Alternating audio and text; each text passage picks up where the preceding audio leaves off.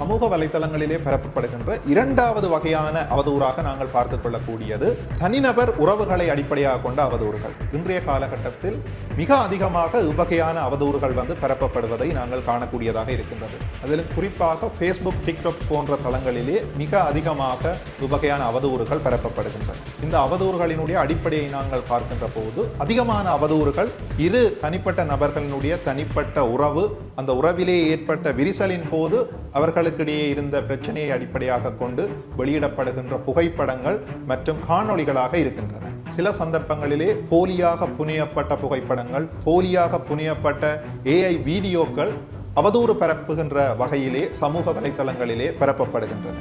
இவ்வகையான அவதூறுகளால் பல குடும்பங்கள் பிரிவதை, பலர் விவாகரத்தை நோக்கி செல்வதை அல்லது நீதிமன்றங்களிலே தாவரிப்பு வழக்குகளை தாக்கல் செய்வதை நாங்கள் காணக்கூடியதாக இருக்கின்றது.